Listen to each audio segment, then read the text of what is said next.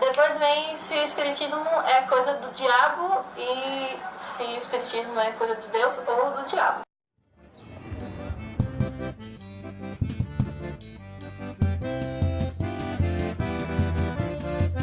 Minha vida é andar por esse país pra ver se um dia descanso feliz.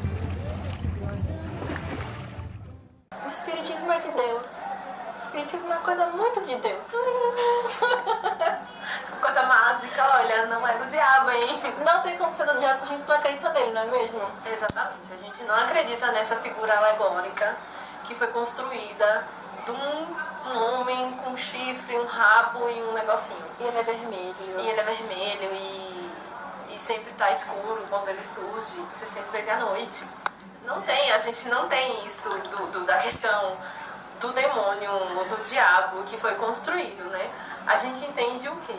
Que Deus, ele, como a gente é ligado a Deus, né? E Deus é justo, ele é bom, ele é soberanamente inteligente, ele tem o senso de justiça, ele permite que você aja de acordo com o que você tem dentro de si, né? E aí, se você tem más tendências, logicamente, você tá vivo e você faz coisas ruins e você desencarna, você com certeza ainda vai se manter como um espírito ruim, né? E aí você vai carregar isso consigo. Ou se você é ruim e dentro do seu momento de vida você vai melhorando aos pouquinhos, isso significa que você vai se tornar um espírito mais evoluído, mais melhorado, um espírito bom, né? E dentro dessa sua trajetória, você vai traçar o seu caminho, que é o seguinte: espíritos inferiores, né? E espíritos bons, que é aqueles que estão progredindo, e os espíritos puros, que é aqueles que estão já bem evoluídos, tipo Jesus, coisa que a gente não se encaixa ainda. Como não, querida? Evoluidíssima aqui. Desculpa, anjo, eu não. Até peguei você. Mas, assim, então, e esses espíritos ruins, né, eles têm más tendências. E às vezes essas más tendências atrapalham na vida dos seres vivos. Dos seres vivos é engraçado. Atrapalha na vida humana, né? Eles trazem essa interferência. Se você sintonia com eles, logicamente você vai também ser influenciado a tendências ruins, né? Não significa que tem uma pessoa ali, ó, lhe acompanhando pro resto da vida, um demônio que entra dentro do seu corpo, porque ninguém entra dentro do seu corpo. A ciência já diz, 2 corpos não ocupam o mesmo espaço, gente. E o espírito, por mais que ele seja uma matéria fluida e leve, é matéria, tá? Etérea, mas é matéria. E o corpo é mais denso, obviamente. Então não tem como 2 espíritos viver no mesmo corpo, se o seu já tá aqui dentro. Então, assim, se você recebe esse tipo de influências, essas más tendências, é porque você está sintonizado com isso, é porque você ainda tem aquilo dentro de você e você tem que trabalhar, né? Então, assim, a gente não acredita nessa coisa alegórica. Ai, Bia, É tão bonitinho você falando.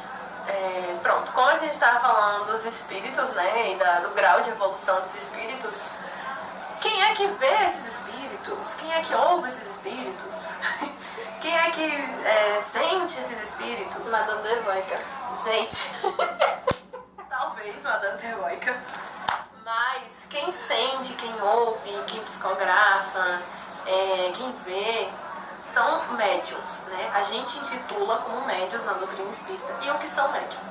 São pessoas que têm a sintonia e têm as sensações mais delicadas para entrar em contato com os espíritos que estão em outros planos, né? E o que é essa sensibilidade? Algumas pessoas falam, sexto sentido, pode ser também, né? Mas assim, é quando você percebe que para além das suas sensações você está tendo outras mais e que você não sabe explicar de onde vem, né? E aí quando você vai estudar, você entende que pode ser outros espíritos se aproximando e sintonizando com você. Então o papel do médium é basicamente esse, ter essa sintonia, essa ligação com espíritos desencarnados, ou seja, que já morreram, né? Mas que continuam vivos, porque os espíritos não morrem. A matéria, o corpo que morre, tá? E uma coisa que eu aprendi nesses longos 2 anos de espiritismo é que somos todos médiums, porém, alguns de nós são médiums aflorados, certo? Que são aqueles que têm as sensações todas já em sintonia com o plano espiritual e a galera lá querendo entrar em contato com você. Enquanto os outros, se quiserem trabalhar essa mediunidade... Enquanto os outros, se quiserem trabalhar essa mediunidade, tem que estudar e correr atrás de abrir essas portas. Não significa que quem esteja aflorado já não tem que estudar também. Todo mundo tem que estudar para entender o que está acontecendo consigo, né? Porque não adianta nada e a gente não vai para lugar nenhum se não estudar, se não compreender o que está acontecendo à nossa volta, né? E nos centros espíritas se realizam rituais diversos, macabros. então, a gente tem rituais, só que não é algo taxado que vocês conhecem. Não são rituais tipo padrões. Ah, vocês acendem para santos e ficam lá em uma roda cantando e fazendo louvores, Batendo tambor. isso. Não é que não existam religiões espiritualistas, assim, existe a Umbanda, o Candomblé, e a gente deve respeitar essas tradições, esses rituais. Por quê? Porque dentro daquela religião, se você não compreende, você não pode julgar, certo? E muitas vezes são energias maravilhosas que eles estão emanando para o universo, né? Você que não entende ou não percebe. E não, se você entende e percebe, por favor, não julgue, né? Só replique o quanto isso é importante, né?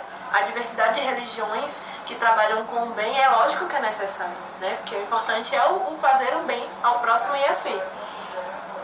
Então, lá na doutrina espírita, os rituais que a gente tem são rotineiros, né? Tipo, a gente tem reuniões mediúnicas, que são reuniões para conversar com os espíritos desencarnados, seja eles de qualquer evolução, né? De qualquer grau de evolução.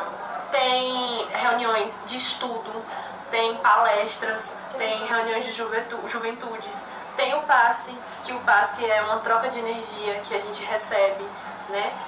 Tem diversas atividades fora da casa que a gente precisa entender por que a gente faz caridade, porque a gente ajuda o próximo, né? E aí a gente tem vários grupos, mãos de mães, a gente tem pessoas que doam pão, pessoas que distribuem sopas, pessoas que fazem bazar, vendem livros. Então são diversas atividades dentro das casas espíritas. Ações sociais.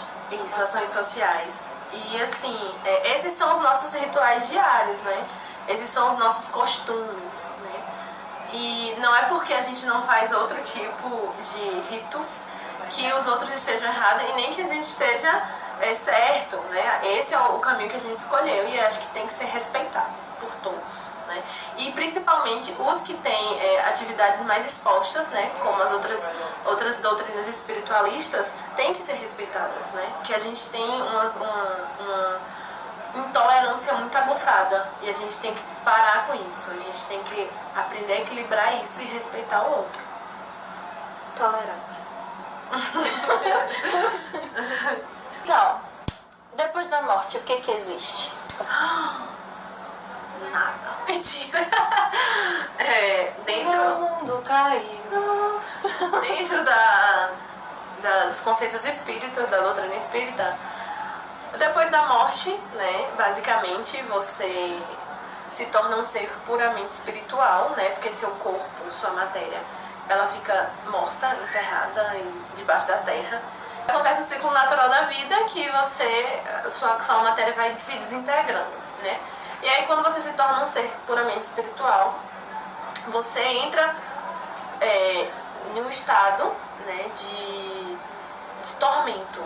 A gente fala umbral, que é um lugar de tormento, que é um momento que o espírito passa para entender que desencarnou, né? Para entender a sua morte. Ou seja, ele continua vivo, o espírito continua vivo, e ainda em busca de entender o que é que está acontecendo com ele, né? E para onde ele tem sensações mais fortes, impressões mais fortes aqui na Terra, ele se liga a isso, né?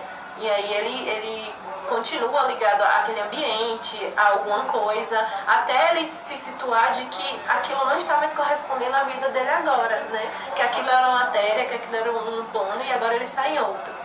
E aí ele, depois que ele entende isso, ele recebe um auxílio, uma ajuda, lógico, que é do seu guia, do seu mentor espiritual, para instruir ele, né, a partir de então.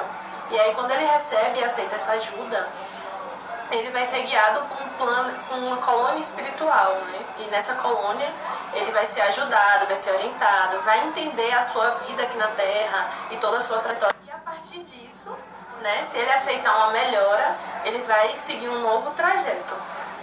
Basicamente é isso.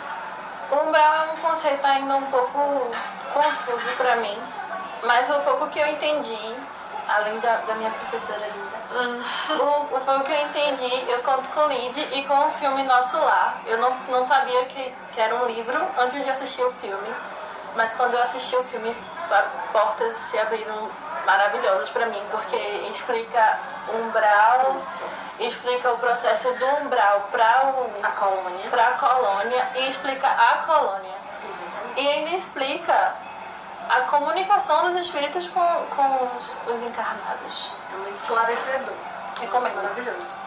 Eu acho que, assim, uma dúvida que me foi sanada logo que eu entrei no meu primeiro dia da JEP, da Juventude Espírita, foi se o Espiritismo, a doutrina espírita, ela trabalha com a Bíblia.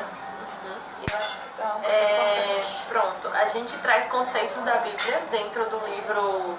A gente trabalha com um livro importante, que deste livro saiu mais 4, que é o Livro dos Espíritos, codificado por Allan Kardec, mas com a ajuda da equipe espiritual superior que rege todo esse universo. E aí Allan Kardec, né, começou a fazer perguntas a espíritos e a várias pessoas do mundo todo, tanto que ele recebeu várias cartas sobre a questão de Deus, né, sobre a questão espiritual, sobre a questão do amor ao próximo, da caridade, N questionamentos sobre a questão do mundo, dos planetas, né, e aí ele construiu esse livro, que é o Livro dos Espíritos. Deste livro, existem 4 livros dentro dele, que é o Evangelho segundo o Espiritismo, Mediunidade, né? O Livro dos Médiuns, Céu e Inferno e a Gênese. Exatamente. E aí, dentro desses 5 livros, né, essa codificação, a gente entende melhor os princípios da doutrina espírita e a gente entende melhor os olhares de Deus para com o universo, né? Eu acho isso muito importante. E aí a gente traz os conceitos da Bíblia, porque a gente não pode renegar um livro que é muito importante para a Terra e para a construção da Terra, né? Bom, encerrando o vídeo porque deu problema, o outro celular. Meu celular tá possuído pelo ritmo ragatanga. Vai, Bia, fala. Se vocês tiverem mais alguma dúvida a respeito do espiritismo ou algum vídeo que vocês queiram que a gente grave sobre o espiritismo, é só deixar nos comentários aqui embaixo ou falar com a gente em uma das redes sociais que a gente arranja. Isso. E se vocês quiserem conhecer, vocês aqui da região de Petrolina de Juazeiro ou desses distritos aqui perto, querendo conhecer as casas espíritas e as juventudes espíritas, podem falar com a gente também. A gente frequenta 2 juventudes, que é a Gena e a JEP, né? A Gena é a Juventude Espírita Nina Aroeira, que é guiada pela espírita Nina Aroeira, a mentora espiritual, e a JEP é a Juventude Espírita Paulo e Estevão, que são os nossos mentores espirituais. E se vocês estão com dúvidas, estão impressionados, estão curiosos, procurem, estudem, sejam conscientes em pesquisar realmente, né, com orientação, né, com uma consciência de que é uma doutrina importante, é uma construção social e a gente tem que ter respeito por isso, né? Então busquem, procurem, tá? Pesquisem. Tchau! Tchau! Beijinhos!